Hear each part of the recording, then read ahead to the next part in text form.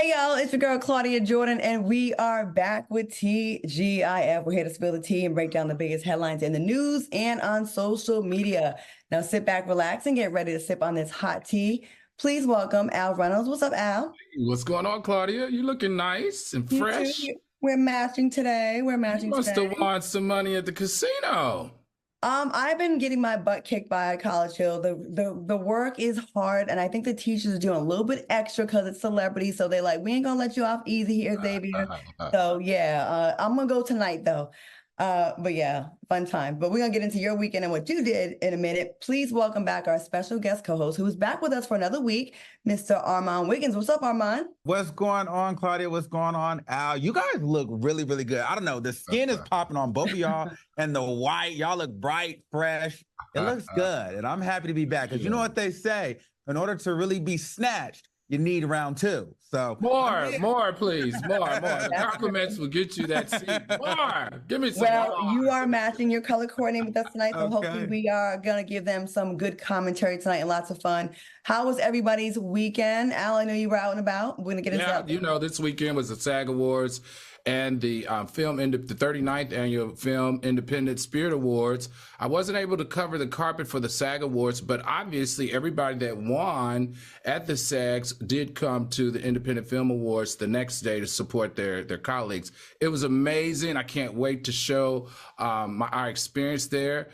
There were more Black actors and actors on that carpet than any other carpet this year, and I can't wait to give you an inside look of everything that we asked them. All right, nice. Armand, how was your weekend? Did you do anything fun or?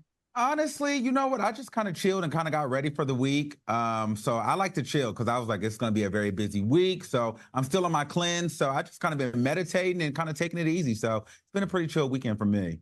You're on a cleanse? Was it no alcohol? It's no alcohol, no real partying, no vaping.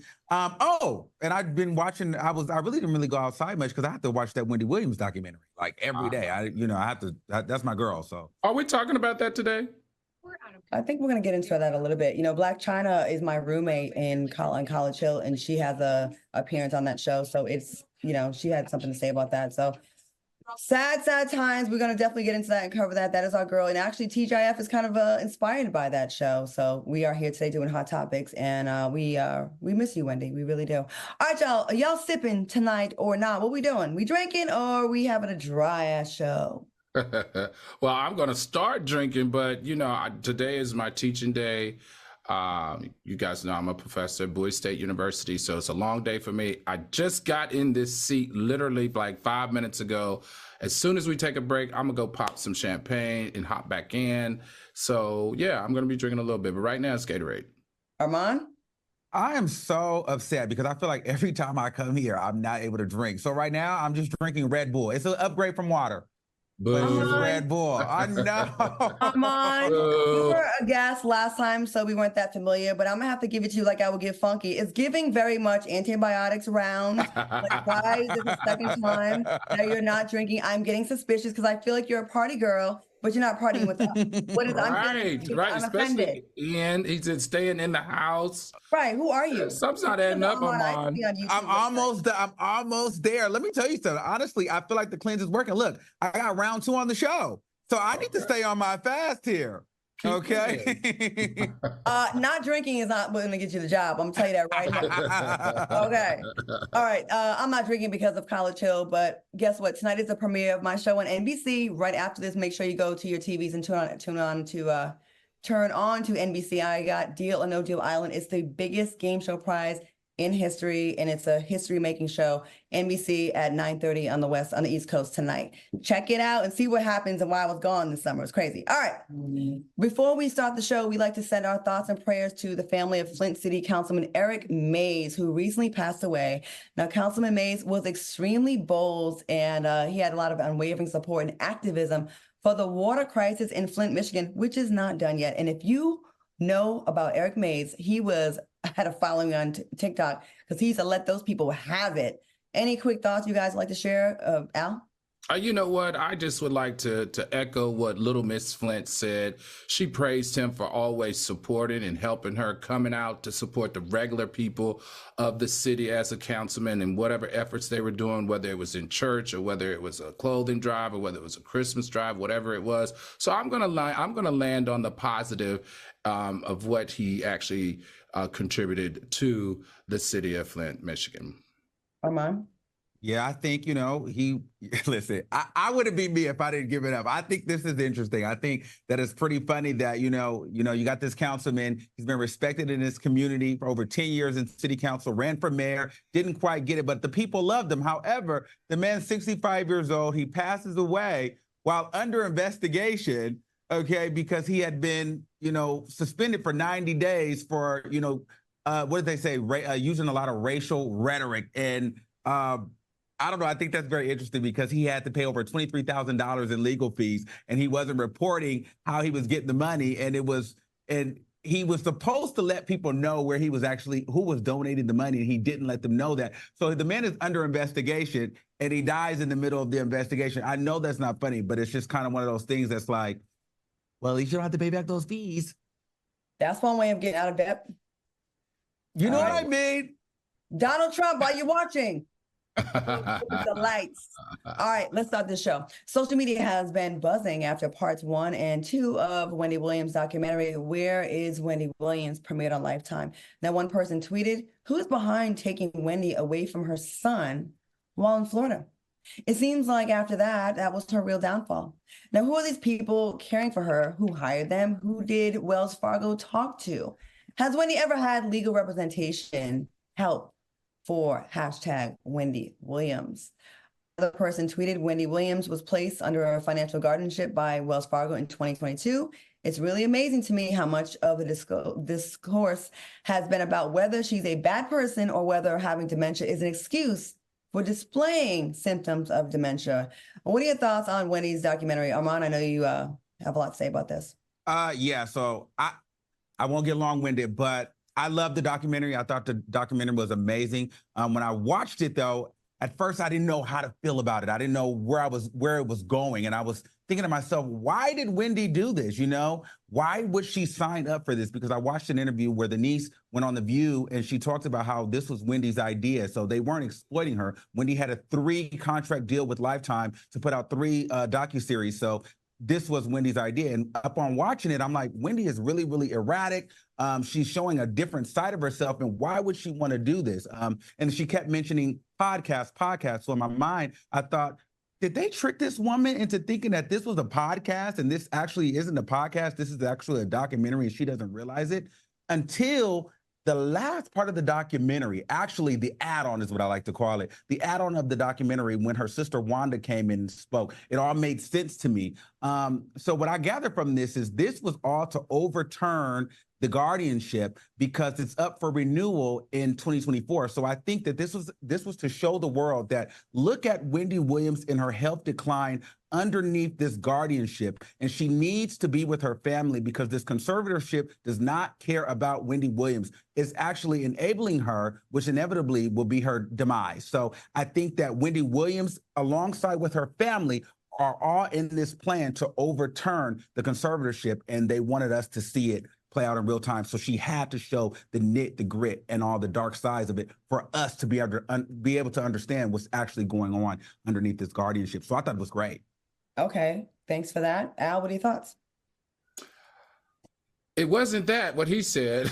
I agree with that, Armand. I think, being a person that's been in this industry who's managed a talent at the level of a Wendy, not as big, but as influential, as well as just being a brand manager, I'm going to take a different perspective. From the very beginning, you guys know that I was like, what in the heck is going on? This is heartbreaking. It's sad to watch. This is horrible. Why would anybody do this? I was very prepared to come on this show and be upset and point the fingers at Lifetime executives who should have never signed off on anything related to showing Wendy Williams in this light. But then I really started to think about it, and we have to give Wendy credit for what Wendy is good at. Wendy is a mastermind of television and storytelling. That's why she's so great. I think, and I don't know if this is a long shot or not, but I think this is a setup to one of entertainment's largest comebacks. If Wendy Williams ever gets the help, support, and rehab that she needs and comes back to television, by television taking her to her absolutely bottom, airing out her absolutely worst sides that we ever would want to see or hear, and then watch her come back healthy and doing television or podcasts again, the reward from that is going to be the largest and the best we've ever seen in the business. I'm going to take a positive stance on this because I would hate to think that anyone working with her at this stage is exposing or taking advantage of her at this level. So for me, this is brilliancy in the act, if it's how I interpret it. If not, it's probably the biggest tragedy that I've ever witnessed in entertainment history. We said the same thing. Really? No, you said it was produced to get her out of the conservatorship. I don't believe that. I think Wendy is smart, and I think she knows that this is a way to set up a comeback, not a comeback out of a conservatorship, but a comeback in television. If she rehabs herself, she gets herself together, treat all her ailments, stop drinking, and get back on track to being the Wendy that we all know. Okay, go ahead, Armand. I'm gonna let the boys okay. So, okay, did you watch the end of the documentary? So did you see the end?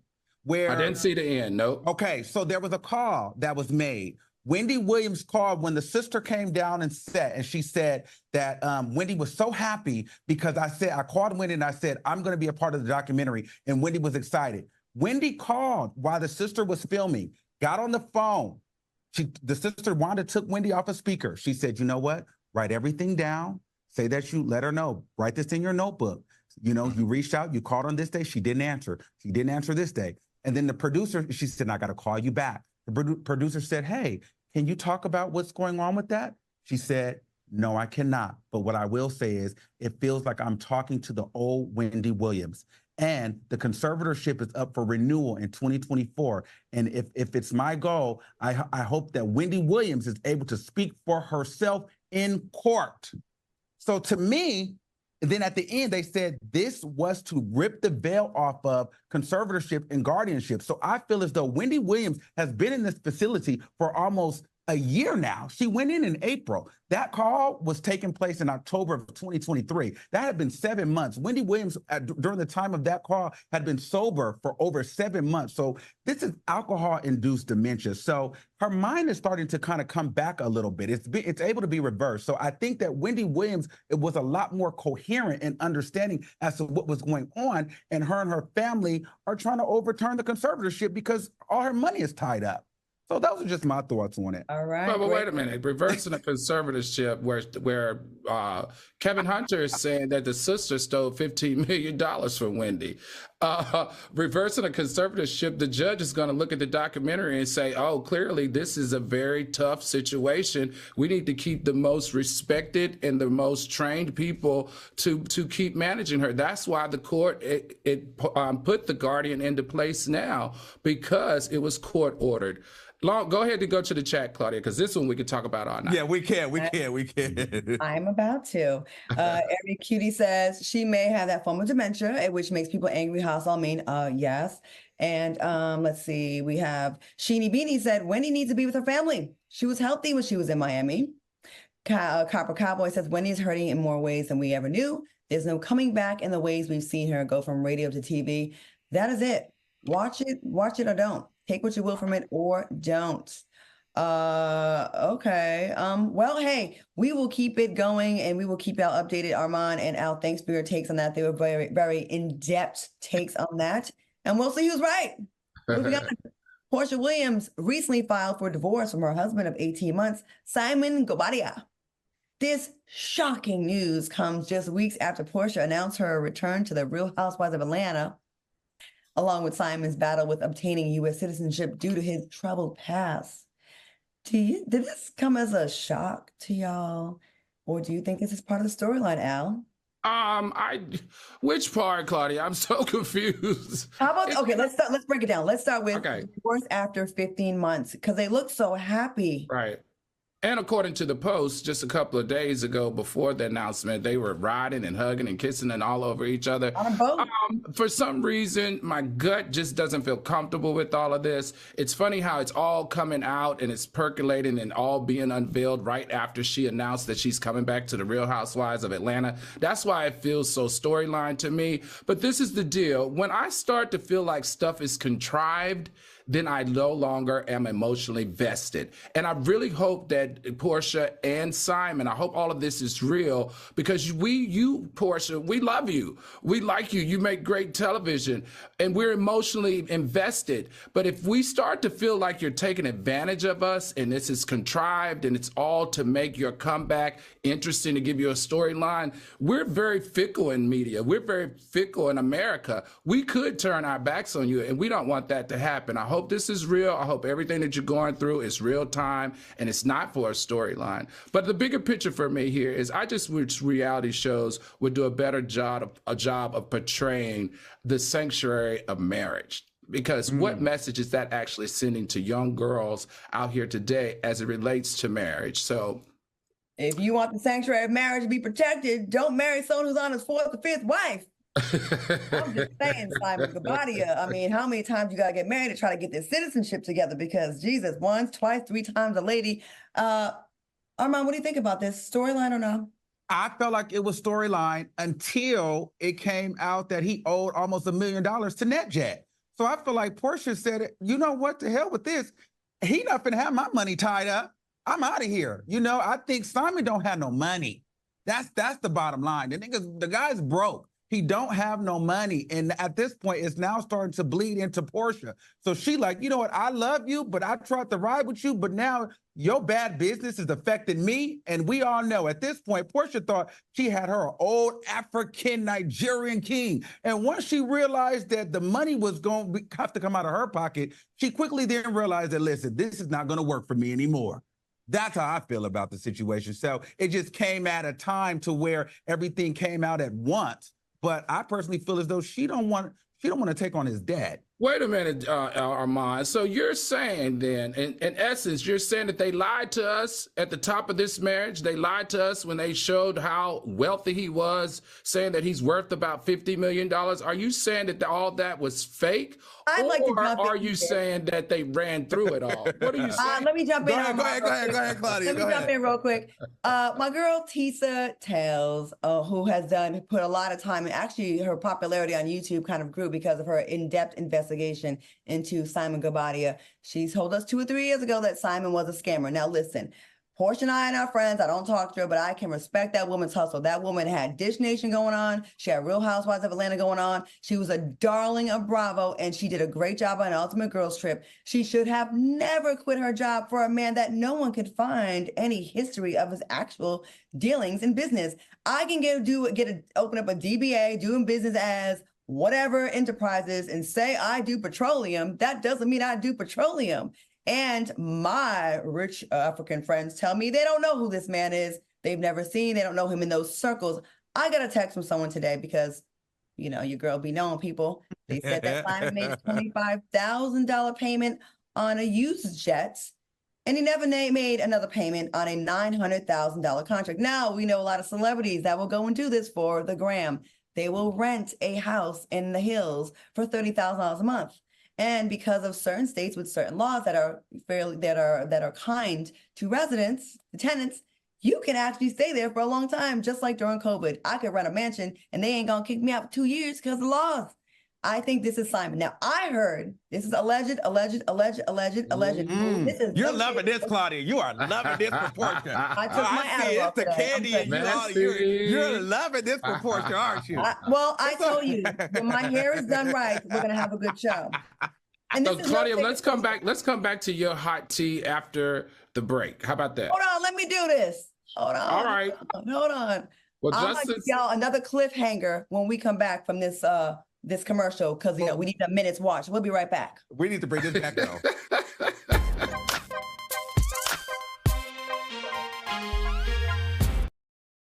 How you been liking it, Dustin? I love it here. I love sparring with you. I love talking trash with Claudia. TGIF. What y'all drinking on? Buttery Chardonnay, my go-to when it comes to spilling its tea. 1942, baby. It's been a celebration all week. Every weekday. Yeah. Are you going to have any left? How about the big bottles, Al? How big is it? All right, let's not be sexually harassing our co-host this early in the show. Not saying we won't, it's just going to be this early. On Fox Soul. When I got the opportunity to get her, there wasn't no choice. I told myself, I'm gonna take custody of my daughter. It's my baby. That's what we're supposed to do as men. Take care of our home, build a foundation, you know what I'm saying? Love, our money, she's my purpose. I'm here to walk with her, hold her hand until she can walk alone. Ain't nothing like being a father in this world.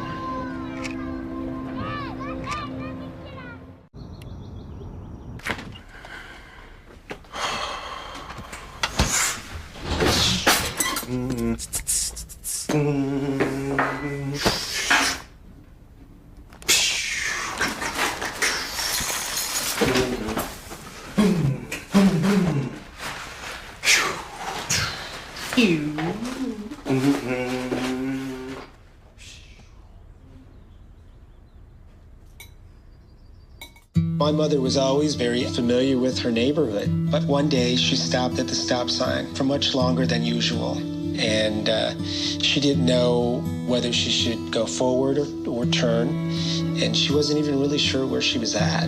It was very unsettling for her. I felt so much better after my son told me, Mom, I don't want you to worry or be afraid. I'll be there for you, and we'll figure it out.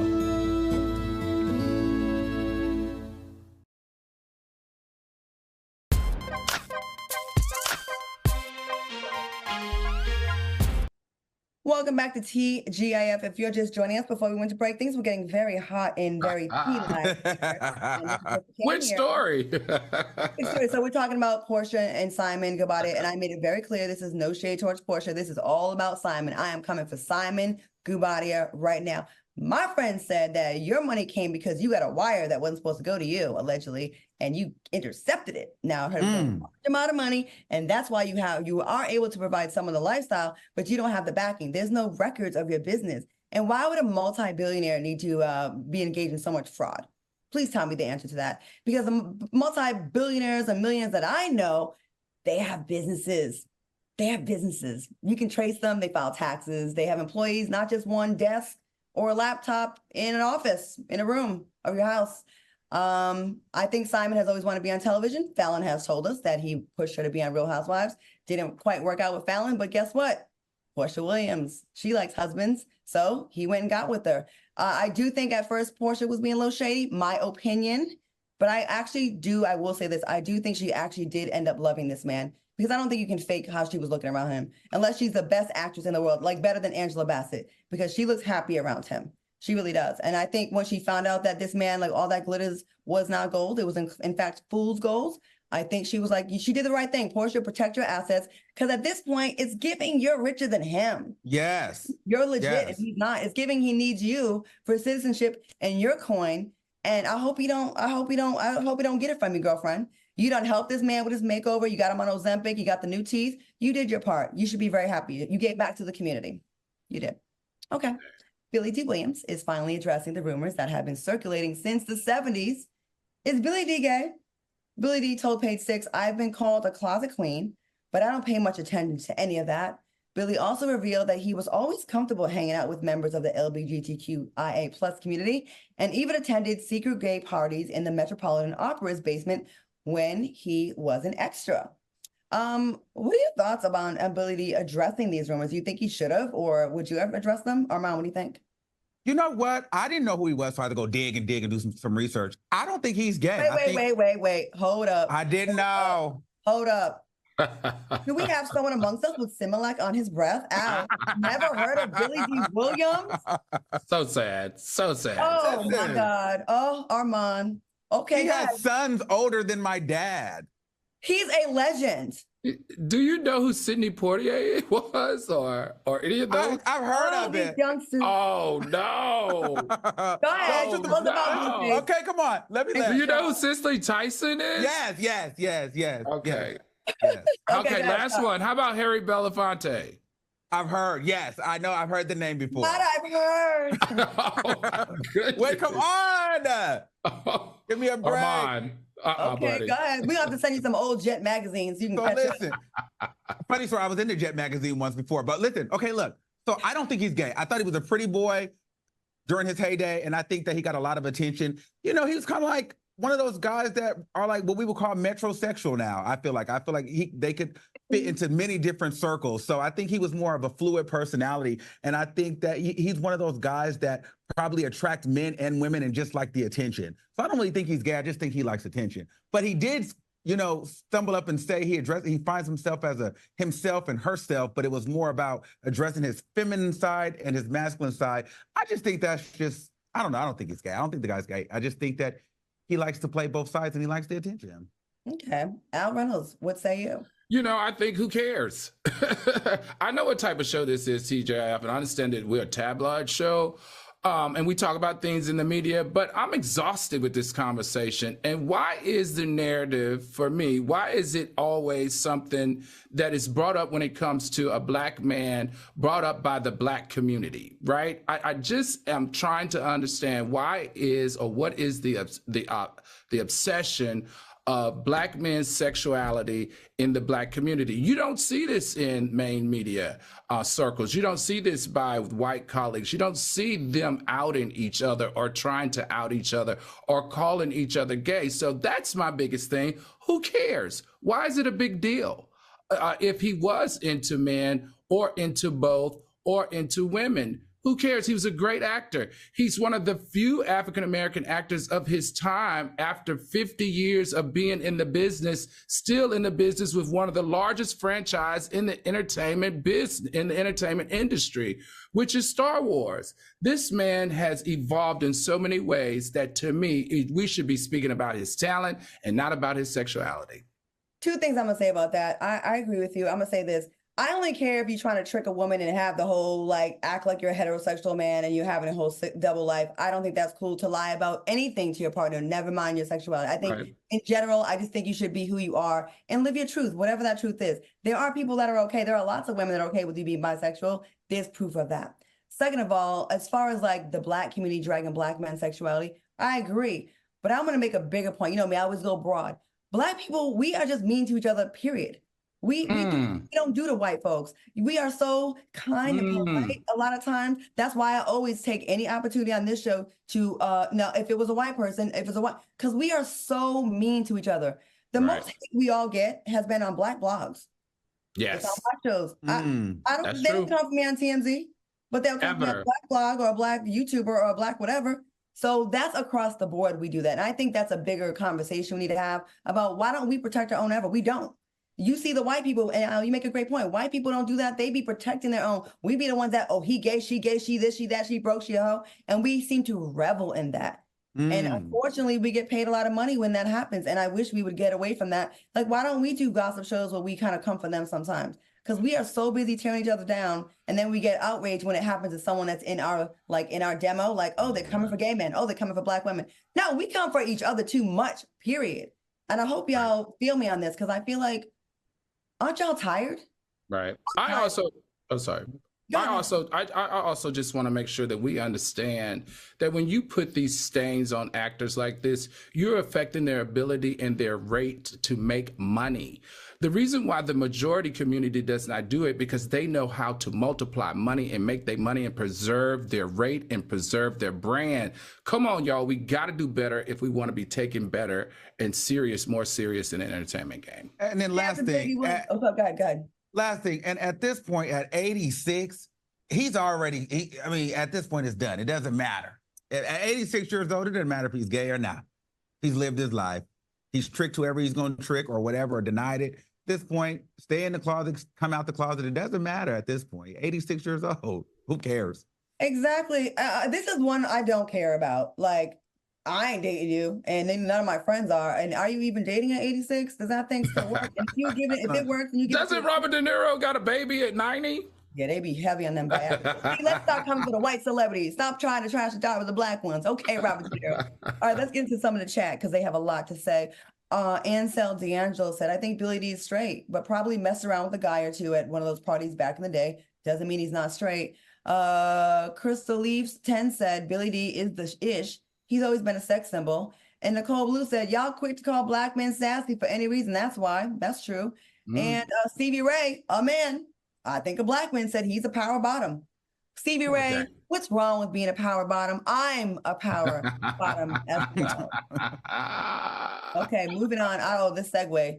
Charlamagne is receiving backlash after grouping TikTok viral sensation Reese Teesa. Is it Reese Teesa? With those who have big backs. The hosts were discussing her viral story, Who the Bleep Did I Marry?, which is a 50-part series about her getting scammed by a man she met on Facebook back in 2020. Now, Charlamagne stated that it was giving big back behavior. He also said, some of you big backs, y'all gotta stop being so thirsty for a man.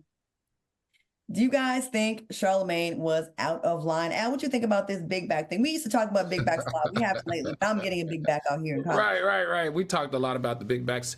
You know what? For me, I wasn't shocked. If you know Charlamagne, if you know his type of journalism, if you know Breakfast Club's type of journalism, this is how they share their perspective and what they think. And I think that's okay. Now, if this was coming from a Gayle King, we should be shocked and outraged, or from an Oprah, we should be shocked and outraged. But from Charlamagne, no. We've seen him, in these murky waters and make comments like this for a while, but we understand that that's to be expected. So I wasn't shocked. I think that the issue here is the outrage, or what I view as, misplaced energy, or the fake outrage. That's where I am with it. So I don't know. I wasn't offended, but I'm not a big back. I've never had a big back. I've dated a big back, and I say that advice given to the big backs that he did share is advice that could work for all women. All women need to stop being so thirsty for a man that they pretend like they're not seeing stuff, hearing stuff, witnessing stuff, or going through stuff that's right there up underneath their nose. That is how I feel about his comment. So you dated a big back? Yeah. There's nothing wrong with big back women. They take good care of us light-skinned brothers. Wow. Al, I was with you, Al, but I can't on this one. I think Charlamagne is completely out of here for that. Charlamagne is corny as hell for that. Because the simple fact of this, I didn't sit and watch the 50-part series, but I read an article on Rolling Stone that pretty much summed it up. The woman is no different than any one of us who found somebody during the pandemic, fell in love. He was selling her dreams. She thought she met a great guy. He was doing all the things that a guy would do. He just was not really who he said he was, or he was pretending to be. That's not her fault that she fell for him. We've all fallen short, fallen in love at some point. You know what I mean? And I think that when you have shows out here where people are winning Emmys for, like Love is Blind, where you have people sitting in pods, not even knowing what each other look like, talking in hopes to find love, you know what I mean? Only to find out that these people are worthless and trash in their regular lives. They're not big backs. They're beautiful people. So this is not a big back thing. This is not a white thing. This is not a girl thing, a guy thing. This is people trying to find love in 2024. And I think Charlamagne was completely out of line for that because it was really corny. The fact is this. Let's talk about it for real, for real. They got Jess Hilarious on The Breakfast Club. She's the shock jock. She says all the shocking things. She's trending now. Charlamagne used to be that guy. He got a little bit boring because he has all the celebrity friends. And so now he found this woman that went ultra viral. She has no real celebrity. So you know what? He went and took a lashing out on her instead of doing it to the celebrities because he has all these relationships now. So that was corny as hell for him to do because he wouldn't have done that if she was a celebrity that was his friend. But because she was viral and she's a no-name, you went and shaded her. So he was whack for that. Armand standing That's how I feel. Black women tonight. Right. Do you watch? Have you followed his carear? It's Black History Month. I love how we ended this. Have you followed his career? Absolutely. This is like the most shocking thing that Charlamagne has said about Black women, but it's about Black men, about relationships. No. I mean, this is on brand for him. I think he has been playing it safe because of the crossover that he's made into main media. But he came from the Wendy Williams people. That's where he was birthed. He built his influence in culture, Black culture specifically, off of these type of comments. We can't ever forget how we got where we got. and where we come from and what the brand is. Well, speaking of brands, we got to take a commercial or we are not going to have a brand here at TJAP, and we need those checks to clear. Coming up, we have your tea fact of the day and later find out what we would do in sticky situations. We'll see you soon.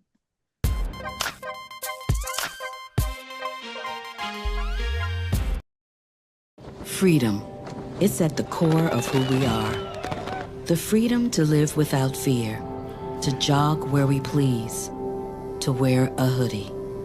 The freedom to breathe. Before we celebrate the freedom most Americans have, we must fight for the freedom all Americans deserve. Because all lives can't matter until Black lives matter.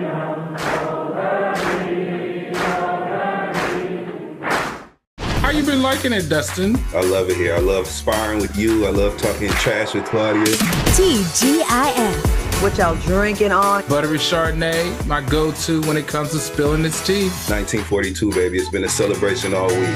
Every weekday. Yeah. Are you going to have any left? How about the big bottles, Al? How big is it? All right, let's not be sexually harassing our co-hosts this early in the show. Not saying we won't, it's just going to be this early. On Fox Soul. This one's for the real ballers and shot callers. The Sisterhood of Women in Tech. They're discovering cures, building apps, and programming the blockchain. They're CEOs, worldwide hustlers who can make it rain. They're tearing down the old boys club and seeing big gains. Because when women in tech come together, you know they make that change. My mom wanted my life to be better than what she had as a kid. When I became a mom myself, I feel like my whole world changed. You don't have to be a climate scientist to want to protect the earth.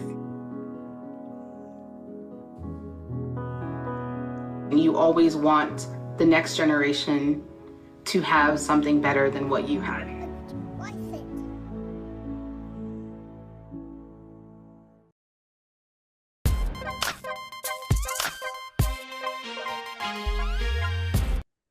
All right, welcome back to TGIF. All right, this show is sponsored by BetterHelp. Listen, we all trying to get through this thing called life and work on our relationships, and sometimes we don't get it right.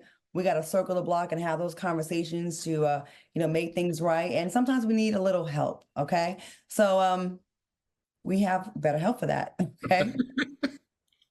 Okay, Al, let me go ahead and go to you real quick. Therapy. Have you ever gone through therapy, or are you in it right now? Absolutely, yes. I've gone through therapy, in therapy currently, and I've been in therapy for more than 10 years. Have you noticed a big difference?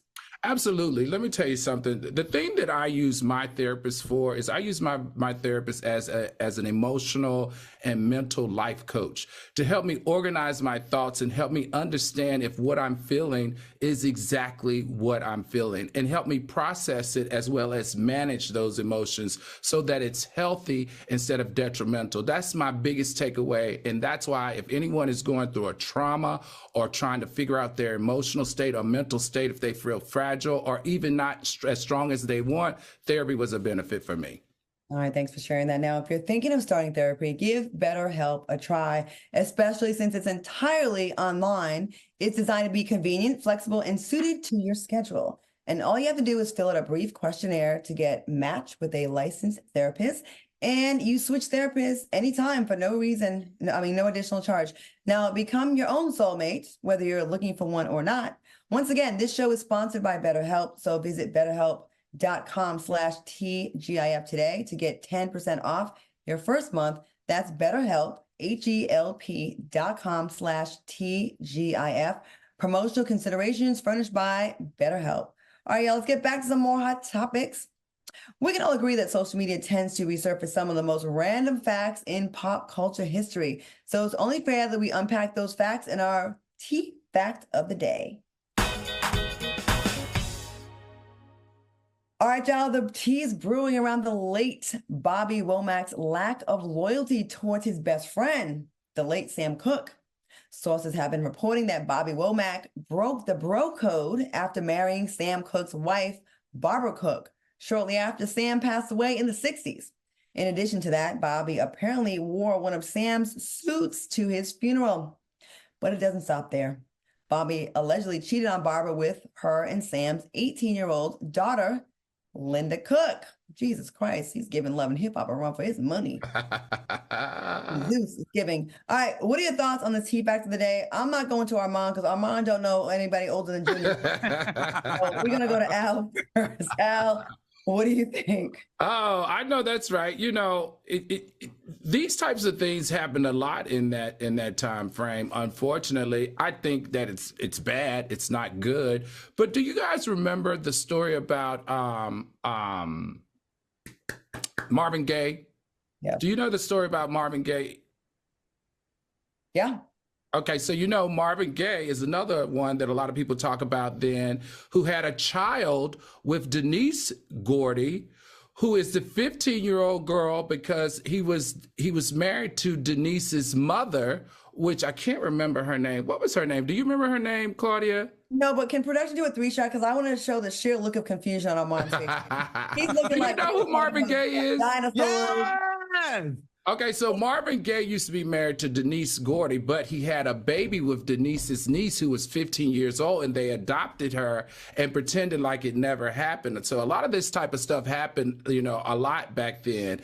And, you know, guess who Denise Gordy used to be married to? Denise Gordy used to be married to Richard Lawson, who is now Beyonce's stepfather, right? Or did they get divorced? I'm not sure. But this type of creepy, slimy, back and forth, sleeping with blind dogs, like one person said, happened a lot in that time period. And not only did it happen with Bobby Womack, but with somebody as famous as Marvin Gaye, the Gordy family. We know who the Gordy family is, and it has even trickled into Beyonce's family, which is now, you know, the attachment with Richard Lawson. Old people are hoes too. Let me tell you. And I had Bobby, I know this is a super hella random fact. I had this podcast called Reach Around Radio, right? It was a spinoff of the one on Foxhole with Jamie Foxx. And we had Bobby Womack on the show. I don't know why, okay, but we did. He was so open to talk about his STDs he used to run with. He was off the chain. Armand, you would have really loved the messages because it would give these reality shows that, you know, you review sometimes or talk about a run for their money. Like they used to really get it in. Armand, you don't have to know who these people are, but what do you think about the story? Wow. Yeah, I just think that's a little creepy. And then to be sleeping with the daughter, it just, I don't know, just weird because it's like, were you looking at her at a certain, I don't know. I think it's weird. I have to correct that. I have to correct something, Claudia. Denise was married to Marvin Gaye. It's not her daughter, it's her niece. Okay. So Denise was the aunt to the little girl that Marvin Gaye got impregnated at 15 years old. Okay, so all our parents that say, "Oh, you young people off the chain back in our day, we used to know." Nah, y'all was doing it. Y'all weird. on social media.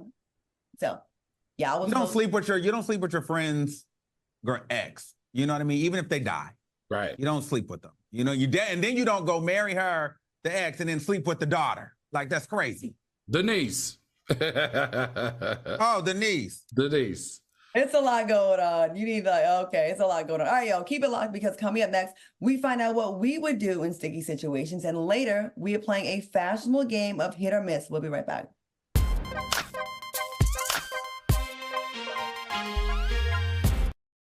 My mother was always very familiar with her neighborhood, but one day she stopped at the stop sign for much longer than usual. And she didn't know whether she should go forward or turn, and she wasn't even really sure where she was at. It was very unsettling for her. I felt so much better after my son told me, "Mom, I don't want you to worry or be afraid. I'll be there for you, and we'll figure it out." How you been liking it, Dustin? I love it here. I love sparring with you. I love talking trash with Claudia.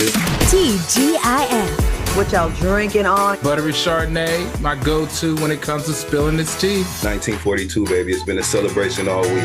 Every weekday. Yeah. Are you going to have any left? How about the big bottles, Al?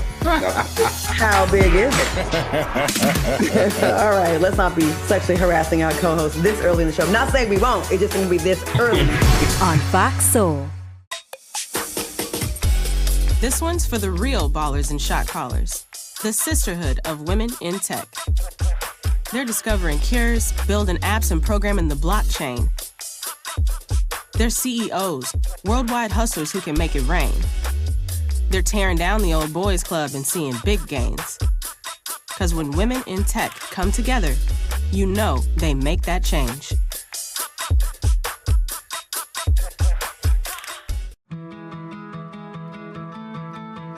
There was a time in my life where I was extremely homesick. I decided that I needed a pet. When I first saw a turtle, my heart was full. He jumped up and kissed me and jumped right into my arms. I immediately went up to the volunteers at the shelter and said, I want him. He's got to come home with me. Now I'm anything but lonely. Every day with turtle is a perfect day.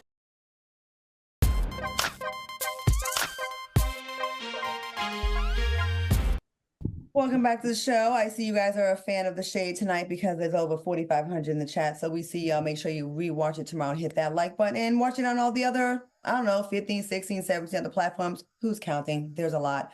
Welcome back, soulmates. Have you ever thought about how you handle yourself if you were placed in the middle of an unexpected situation? Well, we like for you to chime in with the segment. Hashtag, what would you do? WWYD.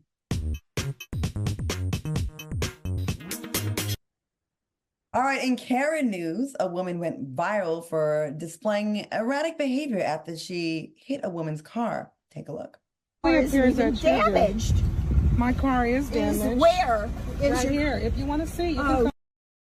Why are you hitting my car, lady? Because it's not damaged. Would you tell her to get away from me? She's crazy. Just look, look with her, It's not damaged. I mean, usually what you're supposed to do in an accident is we exchange information. Bitch, are you okay?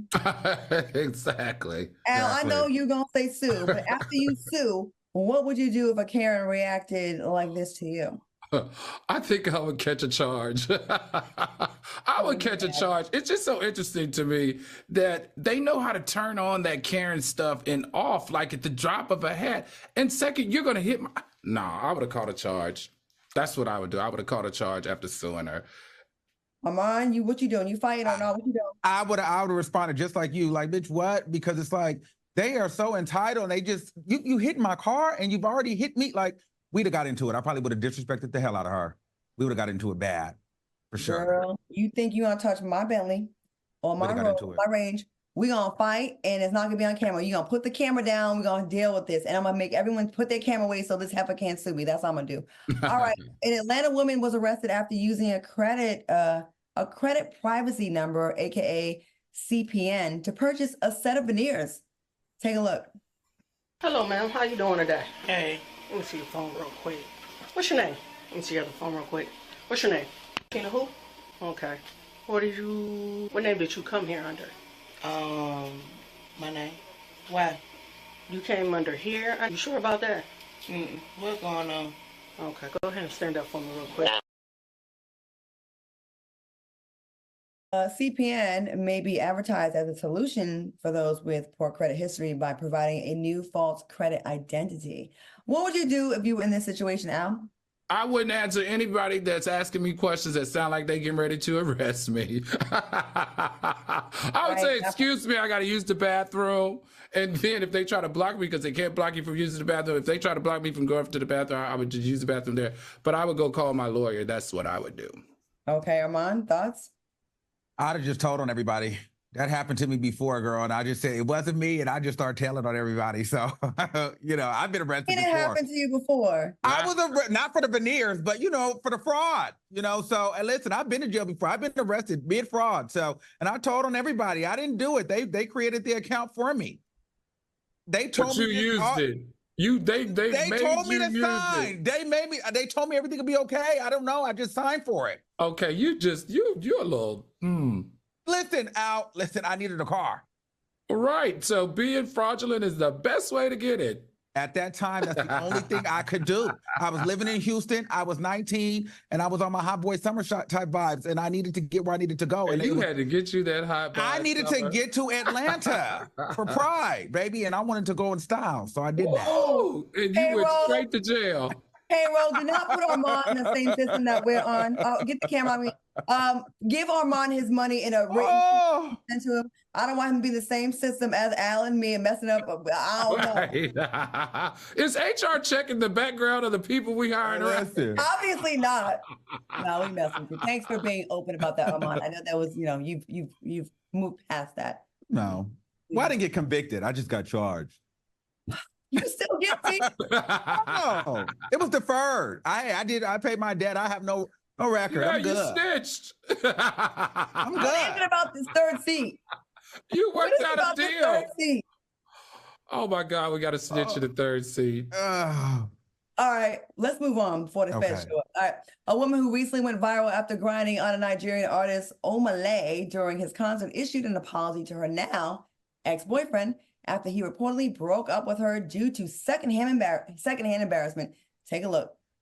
I publicly apologized to him. Obviously, me and him, we've had private conversations where we spoke, but since it was public, I think the right thing for me to do is to publicly apologize to him. Like, that was bad, but I made it.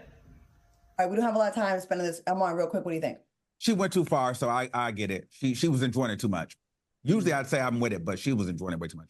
Okay, Al. Yeah, kick her to the curb. You guys know how I feel about the whole Usher and Kiki and all these other grinding and putting your penis, and she licking his forehead and poking it out.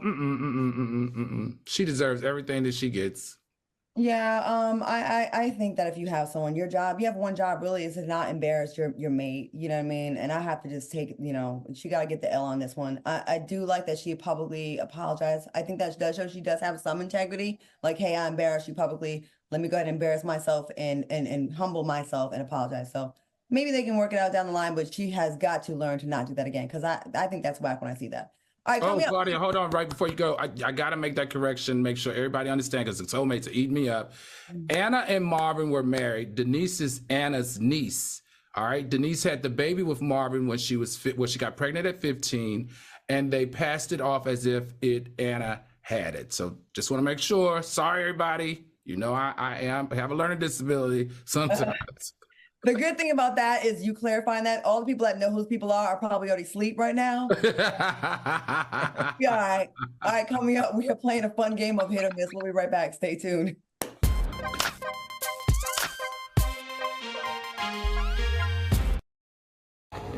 Scene 1 of 3, take 1. I thought we'd be on the same page about this, and we're not. How do I know the way I'm going to respond to it? I want you to get the vaccine because I want you to be safe. What if you end up in the hospital? That's what I'm scared of.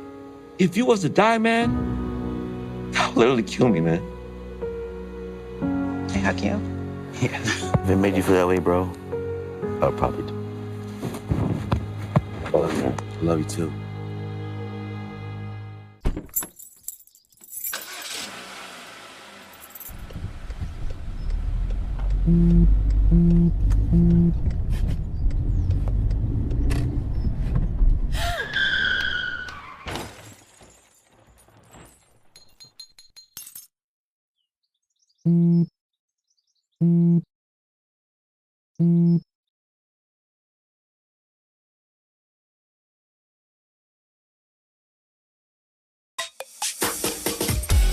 This one's for the real ballers and shot callers, the sisterhood of women in tech.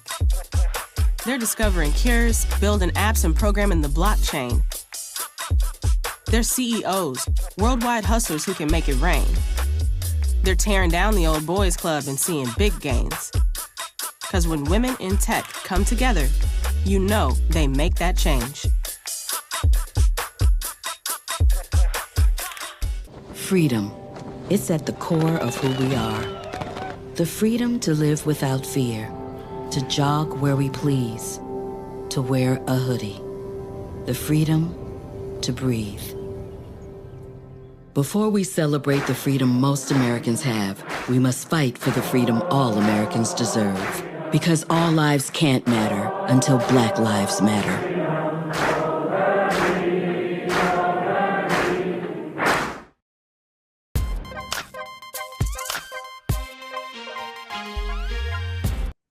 Welcome back to the show. Now, before we head to commercial, check out this Black History Moment sponsored by Nissan.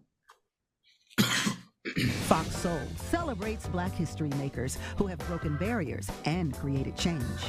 Miss Black America is the first pageant in the United States to set the stage and open the door for women of color. Before Miss Black America forged its own path, there was the Miss America beauty pageant. It was restricted to white women only. In 1967, J. Morris Anderson, a Black businessman, was inspired by his daughters to create Miss Black America. In 1968, the first Miss Black America pageant was held in Atlantic City, New Jersey, in protest to the Miss America pageant. 19-year-old Sandra Williams was crowned the first Miss Black America, setting a new standard of beauty in the USA. We are here to be a complementary force to help further the Black movement. The success of Miss Black America broke down the color barriers and opened the doors for change. In 1970, the Miss America pageant accepted its first Black contestant, Cheryl Brown. Today, the Miss Black America pageant is celebrating 55 years of Black beauty. Every year, there is a glamorous and dazzling pageant that continues to showcase and inspire Black women. The reigning Miss Black America is Ashley Myatt. Honoring Black History Month on TGIF, proudly presented by Nissan. Experience a whole new thrill of driving. All right, Al, how do you feel about this special moment?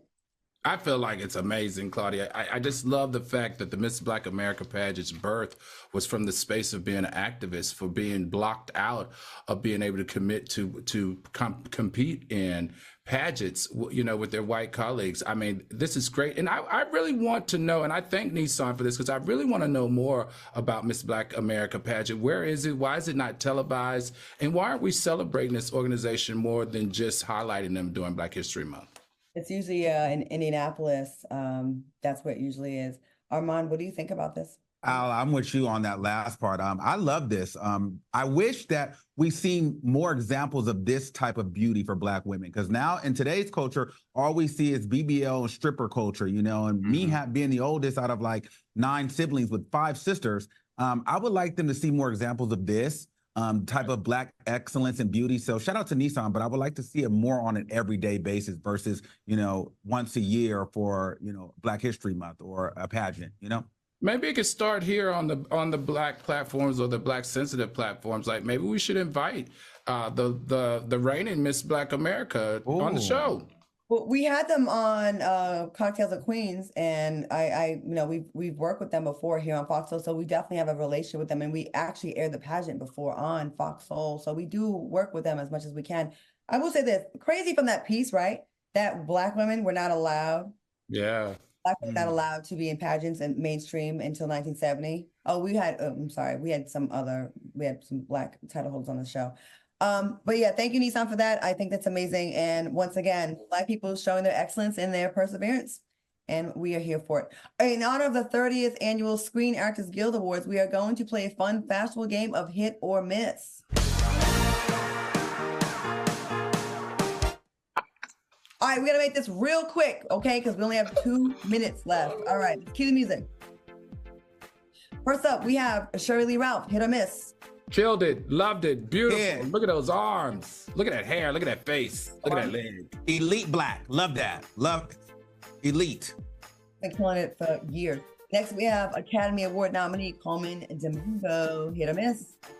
He's hitting it with Wayman. Wayman, those stylists have kept him so well dressed, so well tailored that he's even profiled in GQ, British Vogue. Awesome job across the board.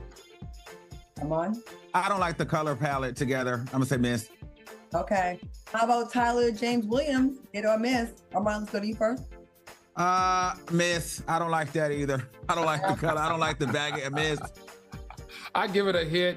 He has really been showing up on the carpet, all the ones that I've been on, and not just looking the same. Very tailored, very in fashion, in trend, and also in color trend.